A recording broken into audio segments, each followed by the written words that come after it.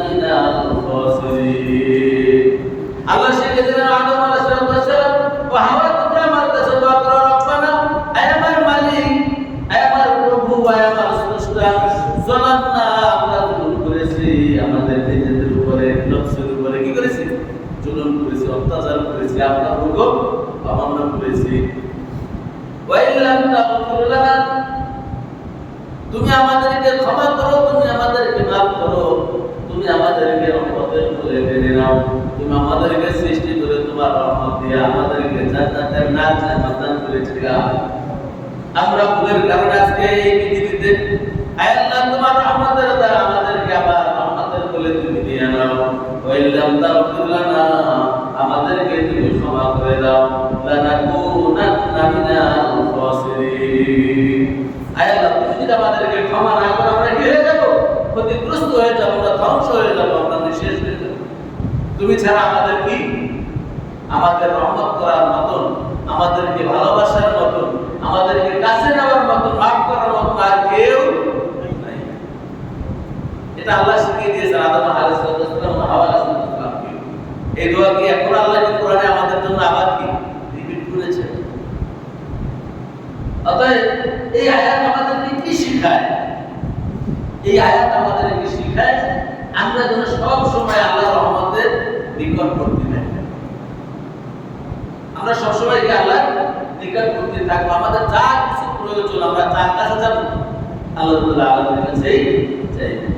সামনে তো হয় না, কাল কিয়ামতের ময়দানে এই আল্লাহ রাব্বুল আলামিন আমাদেরকে এই পৃথিবীতে পাঠিয়েছেন আমাদের পরীক্ষা দেওয়ার জন্য। আল্লাহ রাব্বুল আলামিন আমাদেরকে কি পরীক্ষা দিবেন?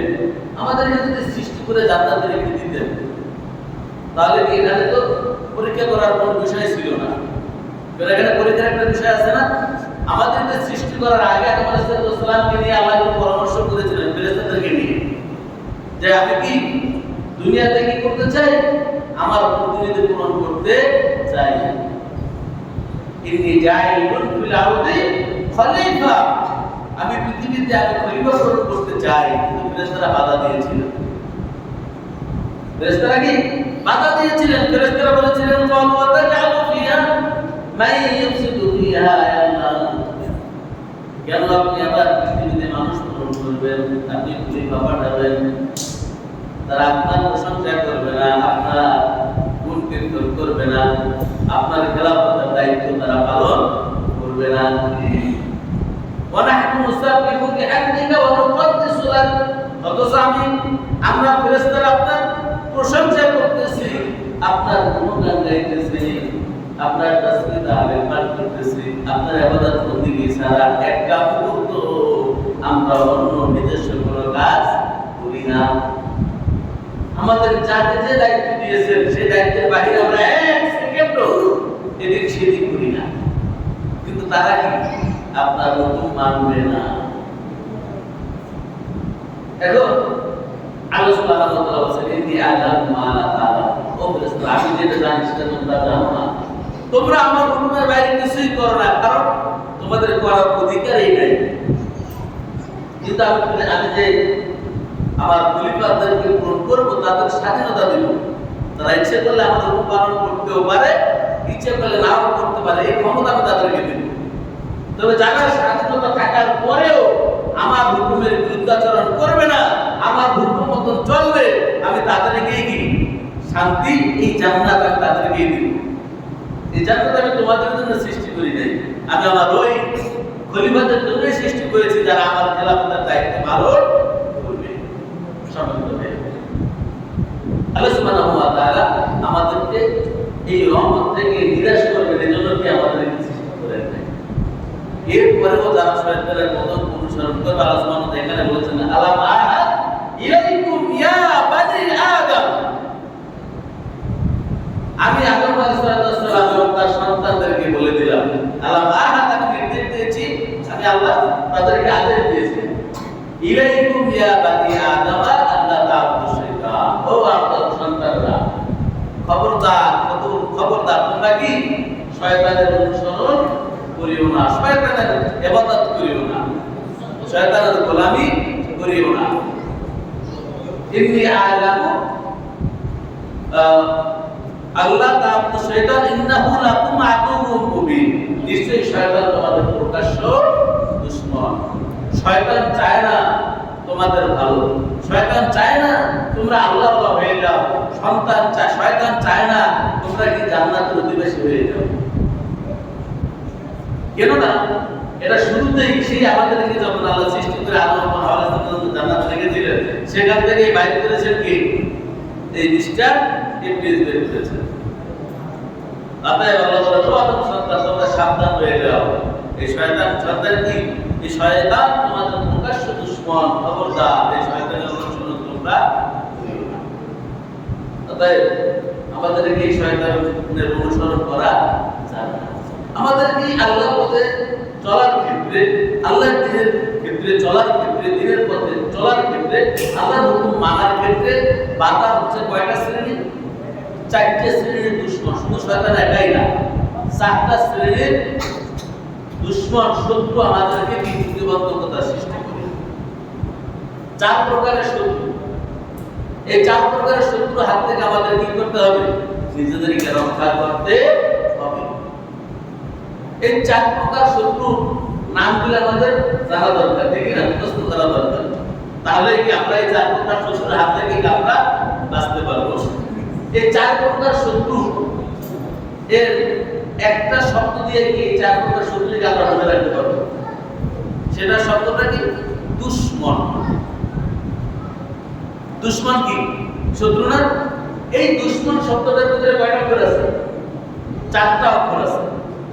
একটা আছে দাল, আরেকটা কি শিন, শিন, আরেকটা মিম, আরেকটা নুন। এই 4টে শব্দ দিয়া, 4টে অক্ষর দিয়া 4টে শব্দ, এই 4টে শব্দই, এই 4টে শ্রেণী হচ্ছে আমাদের দুশমন। এই 4টে শ্রেণী কখনো চায় না আমরা আল্লাহর গোলামি করি, আল্লাহর পথে চলি, আল্লাহর হুকুম মেনে চলি, আল্লাহর জান্নাতে আমরা যাই। এটা এই 4 প্রকার শত্রু আমাদের কি বাধা দেয়, 4 প্রকার শত্রু আমাদের প্রতিবন্ধকতা সৃষ্টি করে। এক নম্বর কি? দাল। দাল দিয়ে বোঝানো হয়েছে দুনিয়া। দাল দিয়ে কি বোঝানো হয়েছে? দুনিয়া। এই দুনিয়া হচ্ছে 1 নম্বর শত্রু। আচ্ছা আপনারা বলেন, মরা গরু, মরা প্রাণী খায় কারা? কুকুর। আমরা সকলেই কি শুরুতেই বলি কুকুর। আসলে কি শুধু কুকুরেই কি মরা প্রাণী খায়? আর প্রাণী আছে না? শিয়াল খায় না, ঈগল খায় না, কাক খায় না, বহু প্রাণী কি এই মরা প্রাণী খায়। কিন্তু আমরা শুরুতেই কি দোষটা দেই কার? কুকুরের। এখানে কারণ আছে না? নাই, নিশ্চয়ই কারণ আছে, যদি আমরা অনেকে জানি না, কিন্তু নিশ্চয়ই কি কারণ আছে। একটা কথা আছে না, প্রবাদ আছে না, যে মুখ খায় সকল মাছে, নাম হয় খায় কি সবাই, কিন্তু নাম হয় ও। কারণ কি? ওই সিস্টেম ফলো করে খায় না। কুকুরের নাম হয় এই জন্য কারণ কুকুর কি করে না? সিস্টেম ফলো করে খায় না। ওর যে পদ্ধতি, খাওয়ার যে পদ্ধতি, সেই পদ্ধতি কি করে না? কুকুর অনুসরণ করে না। তার কারণে কি সকল দোষ ওর উপরেই পড়ে। সম্মানিত ভাইরা, এই দেখেন কুকুরের স্বভাব। কুকুরটা যদি মানে মরা প্রাণীটা বা মরা গরুটা যদি কুকুরের সাথে 20 গুণ বেশিও হয়, তারপরেও কি ওই চায় না এটার অংশীদার আর কেউ হোক। এটা কি হয়? চায় না। কুকুরের যে পেট ভালোভাবে মরা গরু, বড় গরুটা একটা লেন্ডারে যদি খায়, তাই কিন্তু ওর ক্ষুধা নিবারণ হয়ে যায়। এরপরে ওই চাইবে না এখানে কেউ বাদ বসে। এটা কুকুরের স্বভাব। তো এই তাহলে বোঝা গেল যে এই সম্পদ কুকুর মরা গরু দিয়ে বোঝানো হয়েছে কি এই দুনিয়া। এই দুনিয়ার সম্পদ মানুষের প্রয়োজন না? সকলের প্রয়োজন, কিন্তু এর অতিরিক্ত হলে কি এটাই খারাপ। পানির অপর নাম কি? জীবন। আমরা সকলে একটাই বলি না, পানির অপর নাম জীবন। এই পানি যদি বন্যা হয়ে হাট পর্যন্ত হয়ে যায়, সমস্যা আছে না? নাই, আসেনি? আবার যদি মাঝে সময় হয়, সমস্যা কি আরো বাড়ে না? যদি কাঠ পর্যন্ত হয়, আরো বাড়ে। যদি নাকের উপরে একটা জায়গা তাহলে আরো বেশি বিপদ। তাহলে একদিকে হইলে কি পানির অপরাধ জীবন, বেশি হইলে পানির অপরাধ কি হয়ে যায় মরণ। যেই পানি মানুষের জীবন বাঁচায় সেই পানি মানুষের কি মৃত্যুর কারণ হয়ে যায়। ঠিক তদ্রূপ এই দুনিয়াতে সম্পদ মানুষের প্রয়োজন। সম্পদ ছাড়া আপনার কি কিছুই হয় না। আজকে টাকা নাই আপনার কি নাই সমাজে মূল্যায়ন নেই। কিন্তু টাকা যদি বেশি হয়ে যায় তখন এটা কি হয়ে যায় ঈমান হারানোর একটা কারণ হয়ে যায়, আল্লাহর রাস্তা থেকে বিপদে যাওয়ার একটা পথ হয়ে যায়। সম্মানিত ভাই, এর জন্য কুকুরের দোষ কেন দেখেন? কুকুর ও চায় কি সব একা খাবে, কাউকে ভাগ দিতে চায় না। আরেকটা জিনিস হলো শিয়াল, এই মৃত্যু প্রাণী কখন খায়? দিনে না রাত্রে? রাত্রে খায়। আর দিনের বেলা ও রাস্তাটার ভিতরে থাকে, আল্লাহ জিকির করে, আল্লাহ প্রশংসা করে। ও যা পায় তা খেয়ে কি করে ওই রাতের বেলা বের হয়, যা চুপে বসিবে আল্লাহ রিজিকে যাই লাগে সেটাই খায়। খাওয়ার পরে কি দিনের বেলা ও রাস্তায় গিয়ে আল্লাহ জিকির করে। ঠিক তো আপনার কাক, চিল, শকুন এগুলি কখন খায়? দিনে খায়। ওই দিনের বেলা খায়, রাতের বেলা কি করে? ওর বাসায় গিয়ে বা গাছের ডালে বসে গিয়ে রবের জিকির করে। যার কারণে শিয়ালের কি নেই বদনাম নাই, আপনার কাকের বদনাম নাই, চিলের বদনাম নাই। বদনাম কার? কারণ কুকুর দিনেও খায় রাতেও খায়, ওর খাওয়ার কি নাই কোনো টাইম নেই। ওর খাওয়ার কি নাই কোনো টাইম নেই। ও দুনিয়ার মানুষেরা, আমার বন্ধুরা, মুমিন যারা, তাদের কি এই রিজিক অর্জন করার নির্দিষ্ট টাইম আছে। আল্লাহ রাব্বুল আলামিন বলেন ফাইদা কুদিয়াতিস সালাতু ফান্তাশিরু ফিল আরদি ওয়াবতাগু মিন ফাদলিল্লাহ। ও আমার মুমিন বান্দারা, তোমাদের যখন ফজরের নামাজ আদায় করা শেষ হবে তোমরা মাঠে জমিনে রিজিকের সন্ধানে বের হয়ে করবে। ফজরের নামাজ পড়া কার হুকুম? আল্লাহ। এরপরে আপনি চাকরিতে যাবেন, আপনি ব্যবসায় যাবেন, আপনি ক্ষেত খামারে যাবেন, যেটাই যাবেন এটা কার হুকুম? আল্লাহর হুকুম। তাহলে ওটাও কি আল্লাহর হুকুম? কি খরচ না? ওটাও কি খরচ? ওটাও ইবাদত। আবার যখন আপনাকে মুয়াজ্জিন ডাক দিবে হাইয়া আলাস সালাহ,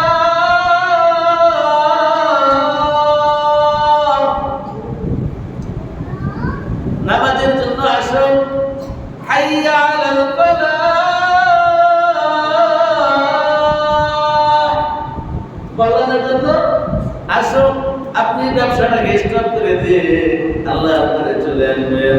তাহলে আপনার সাথে কি হলো না? আপনার সাথে কুকুরের সাথে সম্পর্ক হলো না। আপনি আযান শুনলেন একদিক দিয়ে, আরেকদিকে আপনার দোকানের ভিতরে ট্যাক্সের বাজতেছে, টিভি বাজতেছে, আপনি সেটা বলতে মাতবার আছেন, আপনি ব্যবসা চালায় গেলেন, আপনি আল্লাহ তো বেটা সারা দিলেন না, আল্লাহটাকে সারা দিলেন না। তাহলে আপনি কি মুমিন না? আপনি হলেন ওই কুকুরের জাত। আপনি কি ওই কুকুরের সাথে আপনার তুলনা। আর আপনি যদি ব্যবসাটাকে বন্ধ করে আপনি কি হাজির হয়ে যান, আপনি কি বললেন? মুমিন হয়ে গেলেন। আপনি মুমিন হয়ে গেলেন। সম্মানিত ভাই, এই জন্য কুকুরে কি করে না, ওর খাবার কোন নির্দিষ্ট টাইম নেই, যখন পায় তখনই খায়, দিনেও খায় রাতেও খায়। এরকম দরকার যারা, তারা কি করে? তাদের দুনিয়া কামানোর কোনো টাইম নেই, খালি দুনিয়ার জন্য মারতো ওরা। দিনেও কামায় রাতেও কামায়। এরপরে কি নামাজের রক্ত হয়ে গেল তিনি তার কি নাই বের নাই, সে পাগল পাড়া দুনিয়ার জন্য। দুনিয়ার জন্য কি সে পাগল পাড়া মাতোয়ারা, এজন্য সে মুমিন না। তার সম্পর্ক হয়েছে কি এই কুকুরের সাথে। আর যে ব্যক্তি সকালবেলা বের হয়ে গেল, ফজরের নামাজ পড়ে রিজিকের জন্য, আবার দুপুরে যখন আযানগুলো চলে আসবে আল্লাহর হুকুম পালন করার জন্য, আল্লাহ তাআলা তাকে যা দিবে তার ভিতরেই বরকত। যা দিবে তার ভিতরেই বরকত। তার দুনিয়া কামানোর কোনো বদনাম আল্লাহ তাকে দিবে না। কুকুরের মতো তার বদনাম থাকবে না। সে আছে সে দুনিয়াও পাইল, আখিরাতও পাইল। আরেকদিকে দেখেন, শিয়াল, কাক এগুলি কি খায়? হাড় খায় না, মাংস খায়? কি খায়? মাংস খায়। ওই বাচ্চা বাচ্চারা কি খায়? মাংসগুলি খায়, হাড় খায় না। কুকুর হাড়ও খায়, মাংস খায়, কি দুটোটাই খায়। তার মানে কি, যারা মুমিন এরা কি এই দুনিয়ার সম্পদের ভিতরে কি আছে? হালাল এবং হারাম দুটো আছে না? হালাল এবং হারাম। মুমিন যারা এরা কি হালালটা খায়, হারামটা শিয়াল মাংসটা খায়, হাড় খায় না, ওর বদনাম নাই। কুকুর হাড়ও খায়, মাংসও খায়। আর যারা বক্কা তারা কি হালালও কামায়, হারামও কামায়, সুদেও টাকা লাগায় আর ব্যবসায়ও ইনভেস্ট করে। তার মানে তার সম্পর্ক কি মুমিনের সাথে। এজন্য এই স্বভাব যদি আমাদের ভিতরে থাকে, আমরা হালাল এবং হারাম সব পাইতে খাই, সবাই কি আমরা খাই, তাহলে আমাদের সম্পর্ক মুমিনের সম্পর্ক নয়। যদি আমরা এই ব্যবসা করে থাকি, সুদের ব্যবসা যদি করি, হারামের ব্যবসা যদি আমাদের থাকে, আমাদের কি করতে হবে? এখন থেকেই যদি আমরা আল্লাহকে ভয় করি, আমাদের যদি আল্লাহর উপরে ঈমান থেকে থাকে, এখন থেকেই কি করতে হবে? এখান থেকেই আমাদের প্রতিজ্ঞা নিতে হবে না আমরা হারাম কাজ কি করব? বর্জন করে দেব, হালাল ব্যবসা আমরা করে খাবো ইনশাআল্লাহ। তাহলে কুকুর কি করে? দিনেও খায়, রাতেও খায়, হালালও খায়, আরও খায়, মাংসও খায়, যে কারণে ওর বদনাম। আজকে এই দুনিয়া নিয়ে যারা আমরা পড়ে আছি, আমরা কি দুনিয়া দিন নাই, রাত নাই, না আমাদের টাইম নেই, হালাল নাই, হারাম নাই, দুনিয়া নিয়ে মাতোয়ারা। আমাদের জন্যই কি পরকালে আল্লাহ বলল, ওয়াক্তাজুল ইয়াওমা আইয়ুহাল মুজরিমুন, তোমরা আলাদা হয়ে যাও, তোমরা আমার রহমতের বান্দা নয়, তোমরা কি আমার মুমিন বান্দাদের থেকে আলাদা হয়ে যাও। তোমাদের জন্য রয়েছে আজকে কি কঠিনতম শাস্তি, ফি নার জাহান্নাম খালিদিনা ফিহা আবাদা। যাও তোমরা আমার মুমিনদের বান্দাদের থেকে আলাদা হয়ে যাও, তোমাদের জন্য রয়েছে জাহান্নাম, সেখানে তোমরা চিরদিন, চিরকাল, অনন্তকাল অবস্থান করবে। অতএব আমার বিবেক খাটানোর সময় এখনই হয়ে গেছে। আমি যদি হালাল হারাম বিশ্রাম করে ব্যবসা করি, আমি যদি ওজনে কম দেই, আমি যদি আরেকজনের সম্পদ হরণ করি, আরেকজনের 1 ইঞ্চি জায়গা আমি আমার আইনটাকে বাড়াইয়া দিই, 1 ইঞ্চি জায়গা যদি আমি কখন করি, এখন থেকে আমার সিদ্ধান্ত নেওয়ার সময়, এখন থেকে আমি হারাম সব কিছু বর্জন করে আমি আল্লাহ হয়ে যেতে চাই। আমি কি জাহান্নামে যেতে চাই? তাহলে আমার 1 নম্বর শত্রু কি এই দুনিয়া। আল্লাহ সুবহানাহু ওয়া তাআলা সূরা মুনাফিকুনের মধ্যে এই মুমিনদেরকে লক্ষ্য করে বলেন, ইয়া আইয়ুহাল্লাযীনা আমানু লা তুলহিকুম আমওয়ালুকুম ওয়ালা আওলাদুকুম আন যিকরিল্লাহ ওয়া মান ইয়াফআল যালিকা ফাউলাইকা হুমুল খাসিরুন। আল্লাহ রাব্বুল আলামিন বলেন, ইয়া আইয়ুহাল্লাযীনা আমানু, হে ঈমানদাররা, হে ঈমানদার লোক সকল, লা তুলহিকুম আমওয়ালুকুম, তোমাদের যেন গাফেল করে দিতে না পারে, তোমাদের যেন ধোঁকায় ফেলতে না পারে। লা তুলহিকুম আমওয়ালুকুম, তোমাদের মাল, তোমাদের ধন সম্পদ, তোমাদের টাকা পয়সা যেন তোমাদের গাফেল করতে না পারে। কি থেকে? আল্লাহর স্মরণ থেকে। ওয়ালা আওলাদুকুম, এবং তোমাদের সন্তানাদি, তোমাদের পরিবার পরিজন তোমাদেরকে গাফেল করতে না পারে। কি থেকে? আন যিকরিল্লাহ, আল্লাহর স্মরণ থেকে। খবরদার, সাবধান, তোমাদের টাকা পয়সা, ব্যবসা বাণিজ্য, খেত খামার, লেনদেন, টাকা পয়সা, স্ত্রী পরিবার পরিজন, সন্তানাদি, তোমাদেরকে যেন আল্লাহর স্মরণ থেকে, আল্লাহর ইবাদত করা থেকে কি করতে না পারে? গাফিল করতে না পারে। ওয়া মান ইয়াফআল যালিকা ফাউলাইকা হুমুল খাসিরুন। যদি তোমাদেরকে গাফিল করে দেয়, যদি তোমাদেরকে পথভ্রষ্ট করে দেয়, তাহলে জেনে রাখো তোমরা ক্ষতিগ্রস্ত হয়ে যাবা, তোমরা ক্ষতিগ্রস্ত হবা, তোমরা দুনিয়া এবং আখিরাতে কি হবা? লাঞ্ছিত হবা, অপমানিত হবা। জাহান্নাম হচ্ছে তোমাদের কি মূল ঠিকানা। তবে আমাদের কি কি এখানে দুইটা বিষয় আল্লাহ উল্লেখ করেছেন। এক হলো তোমাদের সম্পদ।